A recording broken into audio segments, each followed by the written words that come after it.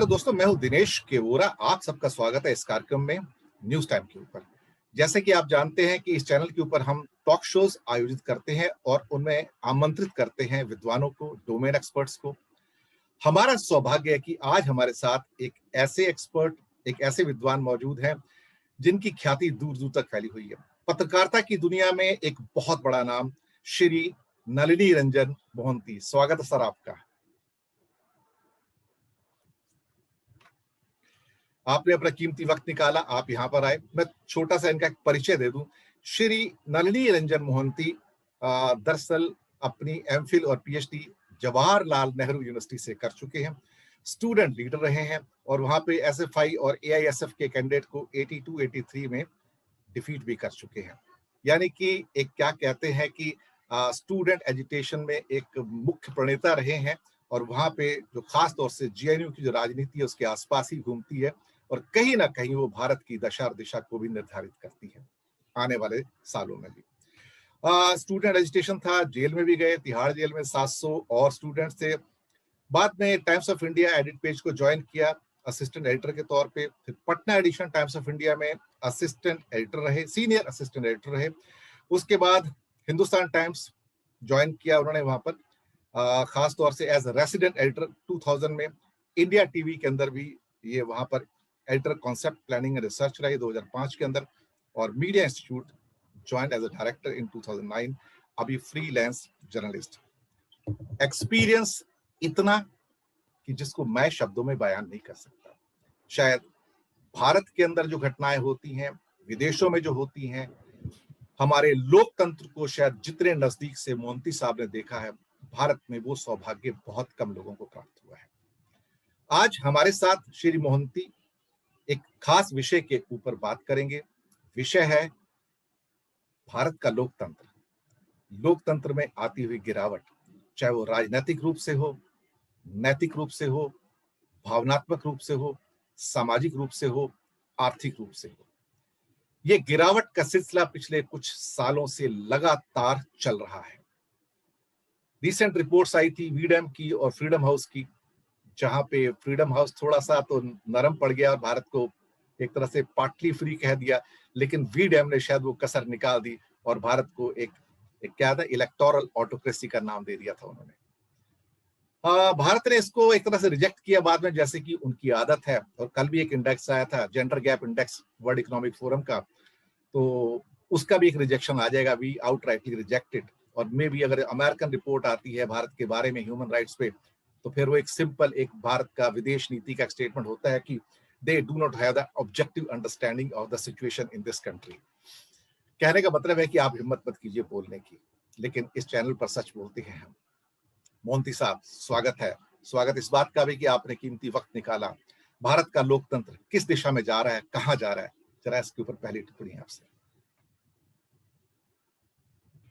मेरा ये कहना है कि जो वीडेम ने कहा, जो फ्रीडम हाउस ने कहा, that is true to a certain extent. I will not so much agree that India has become an electoral autocracy. अभी जो जिस तरह electoral autocracy we can describe about Russia under Putin. Putin के अंदर में Russia is certainly an electoral autocracy where Putin has removed every obstacles on his path to re-election every time. Now he can be re-elected till he is 85. वो स्थिति वस्तुस्थिति हमारे यहाँ नहीं। We are still much better off compared to many countries which can be legitimately called electoral autocracy, जैसे Poland, जैसे Hungary, जैसे Erdogan का Turkey, Hungary under Viktor Orban. All these people have concentrated power in such a way that they have virtually coming into the central role in their respective countries. India में वो स्थिति अभी नहीं आया है. India still is a democracy. We have democracy का definition तो है कि the irreducible condition of democracy is that you should have free and fair election. Despite all criticism, still we have, I would say, a very free and reasonably fair election. Reasonably fair. Reasonably fair election. There are obstacles there. Huge amount of power exercised by the center. Look at the center today. Wherever the elections, who are the major opponents? They are doing the raids in their house. They are trying to take people, and whoever of the opposition who have joined the ruling party, they all have been set free. That's a unfair situation. But despite that unfairness, still I would say that overall India continues to be a democratic setup where there is a distinct possibility remains where any opposition party can defeat the ruling party and come to power. At least that's a possibility in the states. In the center, that's a remote possibility because there are no collaboration among the opposition, and the opposition there is no major political power center. Congress is virtually decimated, and all other parties are only regional parties, so they are not in a position and to come together to build a viable center, a second front or third front or anything of the kind. And that's the reason why the center, but what my apprehension is, India is on the path towards that electoral autocracy. Gradually, because it's what we see today, the autocracy, the dictatorship, whether military or civilian, that doesn't come today by some great flare-up action. Like German Reichstag was burnt down and then Hitler took over power. That is not happening. Today, it is not one fine military takes over or a leader takes over and declares it. Today, this is being done through a very, very gradual process. A gradual process through which the institutional mechanism that make democracy work are being undermined, chipped away slowly. And that's why, as a great scholar said, that when democracy gets a heart attack, that heart attack is no more a sudden one. Suddenly that you feel that heart attack and the man is dying. No. For that, a man or a woman having a sudden heart attack, possibly that could have been detected if there would have been a cholesterol test or the ECG test beforehand. But in politics, you don't need to do a political cholesterol test or ECG test. You are seeing the signs, the symptoms of that decay, that clogging of the arteries of democracy every now and then. And you are definitely certain that the whole situation will deteriorate gradually and then burst suddenly. I totally agree with you.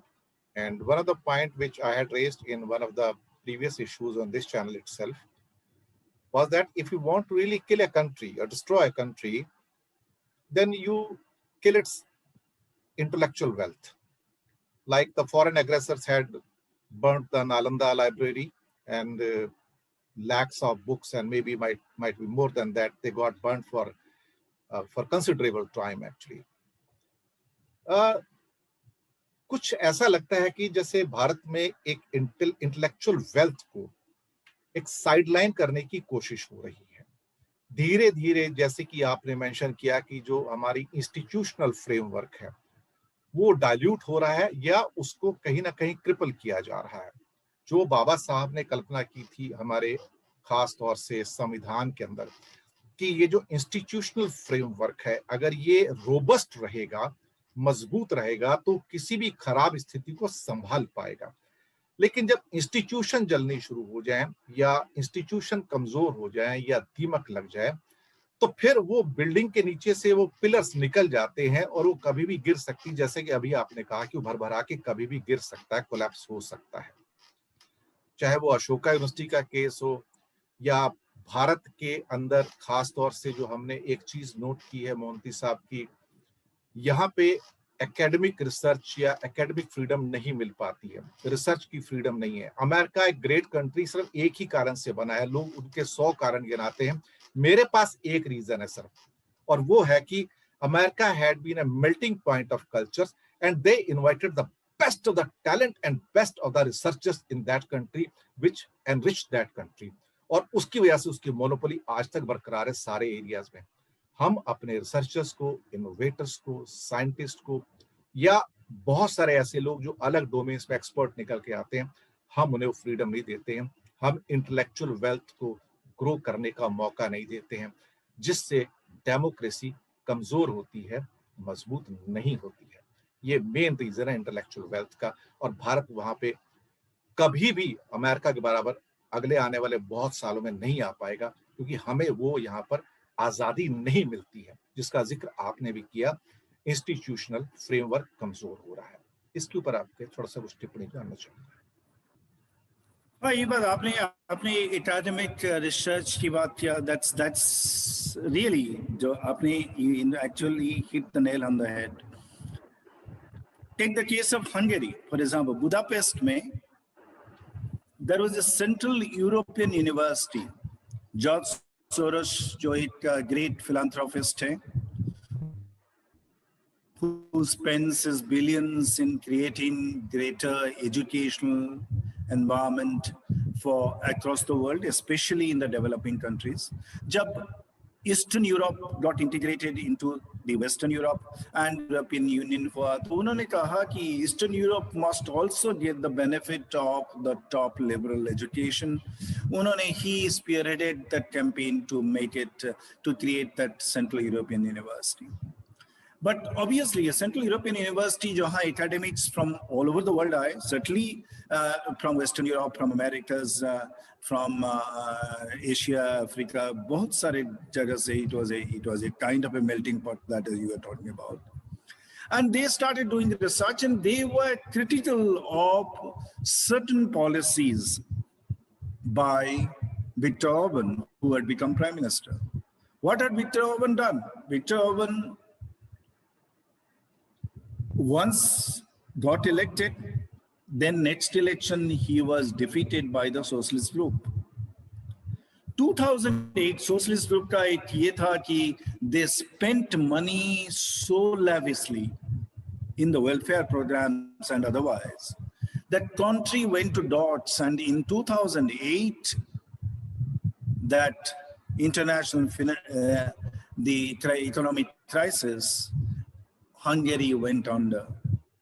And that's why 2010 में जो election में Viktor Orban came back to power, then he decided that I do not want to lose power anymore. Systematically, he undermined every institution. Constitution को amend कर दिया, where he was able to make more than 100 amendments in the first 3 years. He completely changed the character of the Audit and Accounts Office. He completely packed the Supreme Court, and thereby he attacked even the educational institutions.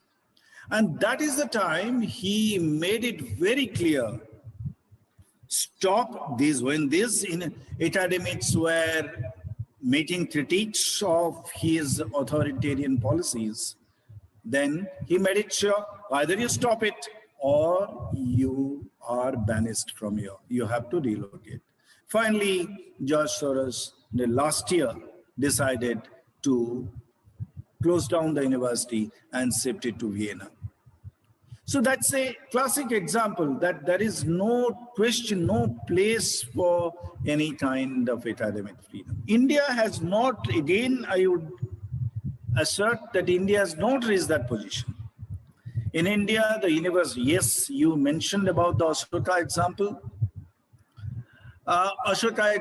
But I'm a little intrigued that why, if the Ashoka founders say that they have not been under any pressure, they did not put any pressure, and Pratap Bhanu Mehta signs a letter along with them, whom he had accused earlier of putting pressure or being a political liability, and saying, no, Ashoka will achieve greater heights, and still refuses his resignation. That I found a little intriguing. Because if he's endorsing the trustees, and the trustees are saying that we have not had no pressure at all, then where is the dispute? You should get back. Then he is appealing to the students, protesting students. No, you are superheroes. You go back. I have my other avenues to look after. That I found a little intriguing. So Ashoka, that's why the other.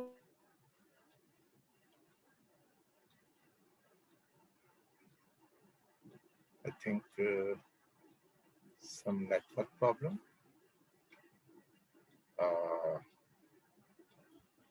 Maybe. Hello. मुझे लगता है कि मोहंती साहब का शायद connection थोड़ा सा of हो गया है. हम उनसे दोबारा संपर्क करने की कोशिश करेंगे. दोस्तों, बीच में नेटवर्क की जरा सी समस्या आ गई थी, तो हम वापस फिर से हमारा संपर्क हो गया है मोहंती साहब से.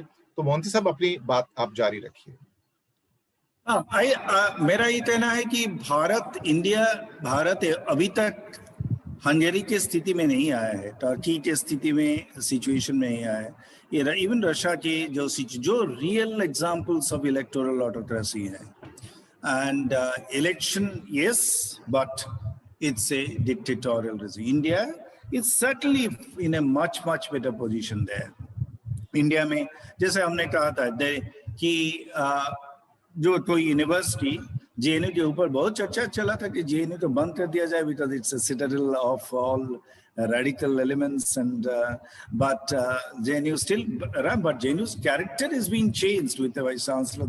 That's a reality that is there. But for example, Delhi University, some of the faculty members I know who are extremely critical of the government, but the Apurvanand, for example, is one man who's been very critical. But at least the government has not, although it's a public university, publicly funded, central government funded university, but at least the central government rules allows that they cannot, so long as he performs his duty, academic duty well, they can't do anything to him or to many others in Delhi University. He's just one example, but a lot of other people who are there who have been critical of the government, but still are there in their respective position. So, but there is this genuine threat that largely, if you are a critical element against the government, and my fear is that it's not simply today the current Modi government. There was a trend, even although now P. Chidambaram is very critical of Modi, but P. Chidambaram as Home Minister, the kind of role, the kind of terror that he has driven into the minds of the people. And we have had several meetings those days about the UAPA. He is the man who masterminded the change in character of UAPA, where look at yesterday. Another classic example is Bangladesh. Our great friend Sheikh Hasina. What is Sheikh Hasina's character? How over the years he has completely decimated the opposition, created a real electoral autocracy. In fact, in such a situation last time, they created a condition where the opposition could not contest election, boycotted it, because they felt it's a namesake election and she had a free run. You see, yesterday, when our Prime Minister had gone there, there was a man who did I don't know, wrote a poem or made a cartoon or something. He has been jailed under a law under which he need not be produced before a court for 14 years. He'll be in jail. When our UAPA says you need not be produced, or you need not be in jail for indefinite period. It's not mentioned 14 years, but it's almost similar.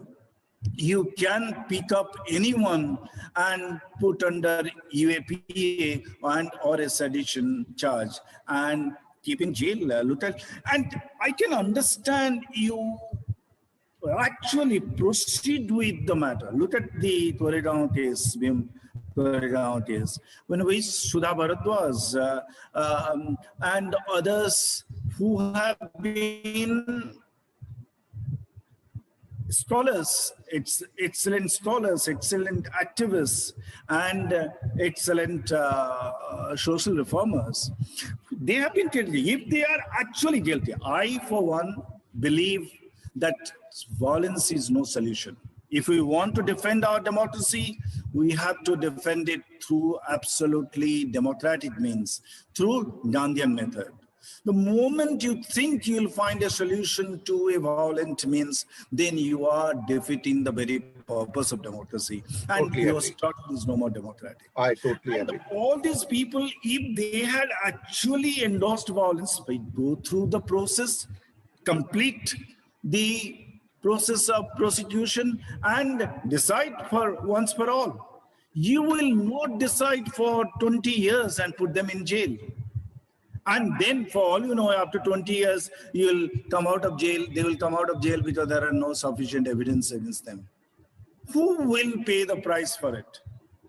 If anyone actually has done any violent act, violent conspiracy, then take them to action, but do it as quickly as possible. Look at in George Floyd case in America, the Black Lives Matter, the movement that went on. I certainly dread the idea that America, which calls itself a civilized society, treats the black population in this manner, that you can kill at will and no action will be taken.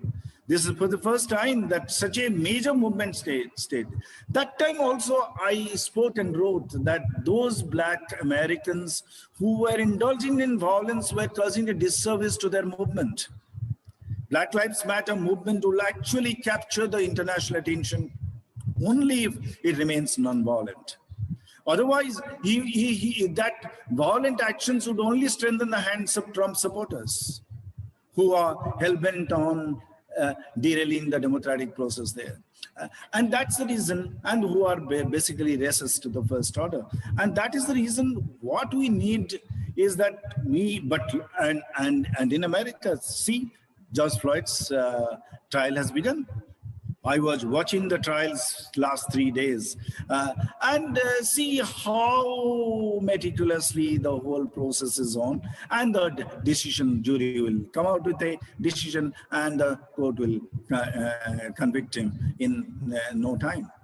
And that's the way that if at all somebody has done any mistake, he must be prosecuted and taken to task quickly. But that is not happening, and that's what is a negation of democracy, and that is where we need to be careful.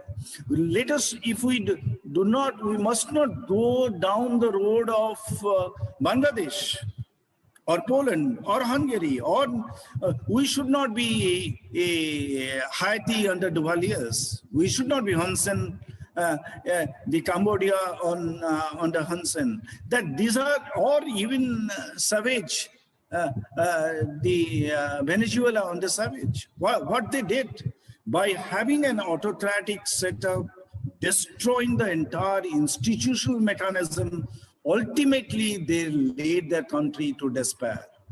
ये बात बिल्कुल ठीक है. When despair happens, finally what will happen? The leader would be gone, and maybe military will take over, but the people are the real sufferers. अभी पिछले बहुत सालों से देखने में आया कि मैं खुद ब्यूरोक्रेसी का पार्ट रहा हूँ, तो जो भी एक स्ट्रॉन्ग हमारी इंस्टीट्यूशन थी, चाहे वो सीएजी था, सीबीआई थी, जुडिशरी थी, या इसके अलावा इलेक्शन कमीशन थे, बहुत सारी इंस्टीट्यूशंस ऐसी हैं जिसमें लगातार एक डेक्लाइन है और क्वालिटेटिव डेक्लाइन है, which can be seen by the people, felt by the people, जिसकी वजह से लोगों का विश्वास भी कम हुआ है। खास तौर से जिस ढंग से जुडिशरी एक थोड़ा सेंसिटिव सब्जेक्ट हो जाता है, लेकिन जिस ढंग से जुडिशरी पिक एंड चूज करती है केसेस के अंदर, वहां से मेरी चिंता निकलती है। चिंता इसलिए कि कुछ केसेस जिसको शायद सरकारी तंत्र चाहता है कि जल्दी से उठा के सॉल्व कर दिए जाए, वो हो जाते हैं, और बहुत सारे ऐसे किस्से हैं जिसको कि इनको लीगैलिटी और वैलिडिटी को वेरीफाई करनी चाहिए थी। लव जिहाद के जो लॉज बनाए गए हैं, वहां पर कोई बात भी नहीं होती है। एक चिंता और मेरी निकली अभी रिसेंटली डेमोक्रेसी के ही संदर्भ में, मोहंती साहब, वो ये थी कि हमारे चीफ जस्टिस बोबड़े साहब ने गोवा के अंदर वकालत की है यूनिफॉर्म सिविल कोड की अभी रिसेंटली, और अब वो रिटायर होने जा रहे हैं। रिटायर होने से पहले एक चीफ जस्टिस ऑफ इंडिया का इस किस्म की बहस को जन्म देना, और वो भी गोवा के संदर्भ में कहना कि जो गोवा के लिए एक ठीक है, भारत के लिए भी कहीं ना कहीं ठीक हो सकता है, और वो फिर उन्होंने संविधान में भी इस बात की रेफरेंस दिया कि ऐसा हो सकता है। क्या ये वक्त है कि इतने सारे कॉन्टेंशियस मुद्दे फिर से उठाए जाएं, और जो खास तौर से जो डिक्लाइन है इंस्टीट्यूशन में, उसको रोकने की बजाय हम और ऐसे मुद्दों को उठाएं जो देश में सामाजिक व्यवस्था को और छिन्न भिन्न कर सकते हैं? डेमोक्रेसी अल्टीमेटली वहीं से निकलती है। राइट, आपने ये कहा कि जो judiciary, I would certainly say, आपने कहा it's a sensitive subject, but I have no hesitation in saying that the credibility of the judiciary is at the nadir today. Okay. I have no hesitation in saying this. Look at the judiciary since independence. I would not say that the apex court was very much confrontational with Nehru regime.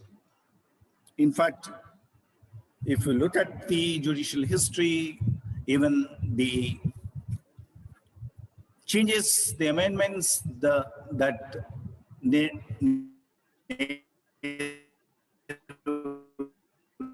government undertook, the parties like Socialist Party, Communists, and other, but men's were endorsed by the Supreme Court. But later,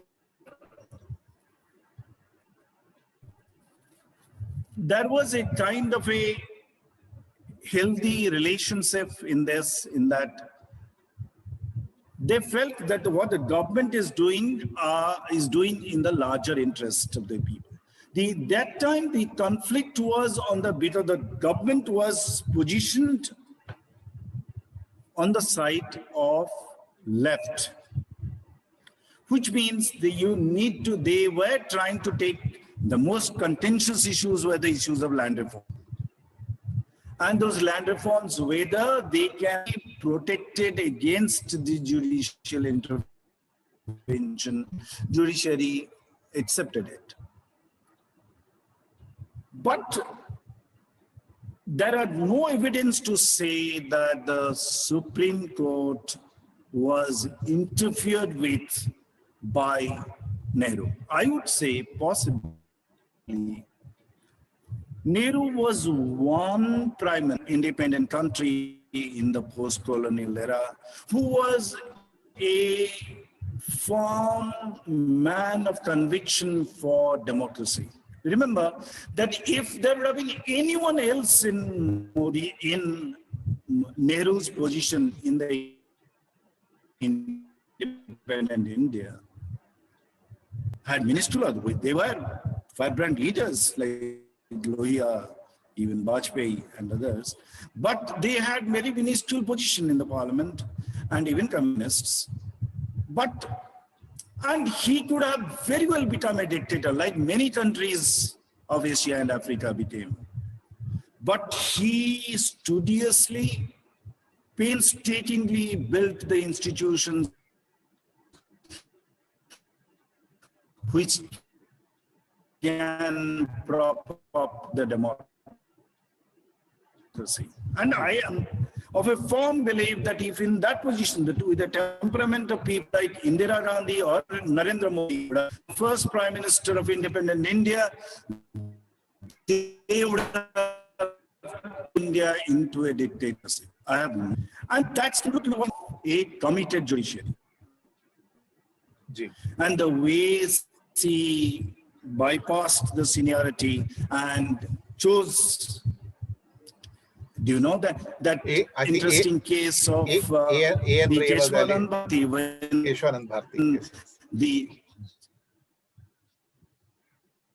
even that there was a judge because the judgment was going against the government. There was a judge who wanted who was judgment not to be delivered. It was a 9-bench judgment. He got himself admitted into the AIMS saying that I am sick. So judgment cannot be delivered. And later, after Indra, he became the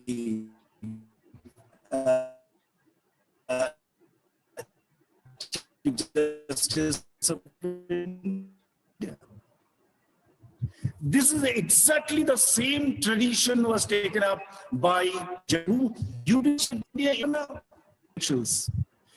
you become Chief Justice of India, then you take a membership of Rajya Sabha, go to the ruling power. All your talk about neutrality in judgment is thrown to the winds. You completely appear to be partisan, and the chief of the judiciary. I think बहुत network की समस्या आ रही है. हम फिर से संपर्क करने की उससे कोशिश करेंगे. नेटवर्क आ रहा है, जा रहा है. हेलो मोंती साहब, सुन पा रहे हैं हमें? हेलो, नेटवर्क की समस्या आ रही है, please bear with us. Hello hello, क्या आप सुन पा रहे हैं? हाँ, यस जी जी जी. यस, लगता है नेटवर्क आज काफी परेशान कर रहा है. हाँ, मैं सुन रहा हूँ, आपका वीडियो नहीं आ रहा है. अच्छा, आप मुझे सुन पा रहे हैं, आपके उस वीडियो नहीं आ रहा, तो लगता है फिर वहां से कुछ समस्या ज्यादा ही है नेटवर्क की. खैर कोई बात नहीं. नेटवर्क की समस्या बहुत ज्यादा आ रही है, तो हम इस बातचीत को एक अगले अंक के लिए थोड़ा सा पोस्टपोन करेंगे. और मैं एक आपसे आखिरी टिप्पणी लूंगा कि अब डेमोक्रेसी की दिशा क्या होगी. मुझे मालूम है कि मैं डिस्कशन लंबा ले जाना चाहता था, लेकिन चूंकि अभी टेक्निकल प्रॉब्लम बहुत ज्यादा आ रही है, तो थोड़ा नेक्स्ट वीक या 10 डेज के बाद हम फिर से वापस आएंगे ताकि इस डिस्कशन को हम कंक्लूड कर पाए. लेकिन एक आखिरी टिप्पणी, आखिरी कमेंट आपसे चाहूंगा. जी नहीं, मेरा ये कहना है कि हम लोग एक ऐसे क्रॉस रोड्स में हैं.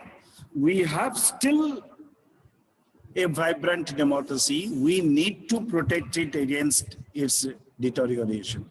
And for that, it's not simply, I think political parties, I have virtually no trust in political parties. That look at even Mamata Banerjee is fighting a battle against might of the BJP in West Bengal, but same Mamata Banerjee had been quite authoritarian within her own state. anyone who has been critical of a Jadavpur University professor or even an individual who did a cartoon, you see, put them all in jail. And this is a crisis. Look at in Rajasthan, a chief minister is using the police against his own deputy. Yes. And putting a sedition charge against him. So it's not a question of it's only BJP, Modi. It's the political culture. Unless we come with a existence is not our prime objective. Democracy, existence of democracy is our prime objective. Only when you think, come hell or high water, we will defend democracy as an institution, even if it means that we are losing out for the time being. Unless the political parties come to that kind of a mindset, I'm afraid Indian democracy is in grave danger.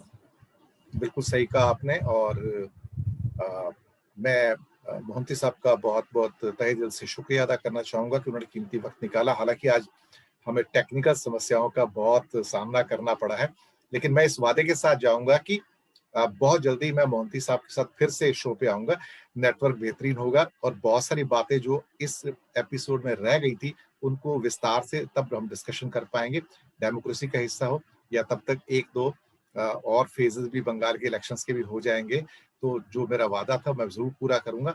लेकिन यहाँ पर इस episode को बीच में रोकने का कारण सिर्फ यही है कि नेटवर्क की बहुत ज्यादा समस्या आ रही है, जिसके कारण मुझे ये इंटरप्शन लेना पड़ रहा है, एक ब्रेक लेना पड़ रहा है यहाँ पे। तो दोस्तों, मैं लेता हूँ आपसे विदा और मोहंती जी का तहे दिल से करता हूँ शुक्रिया अदा कि उन्होंने कीमती वक्त निकाला। इस वादे के साथ जल्दी वापस आऊंगा मोहंती साहब को फिर से दूसरे एपिसोड में लेके। तो मिलते हैं जल्दी एक नए शो में, नए विद्वान के साथ, नए ज्वलंत मुद्दे के साथ। आप हमें दीजिएगा आज्ञा। धन्यवाद आप सबका।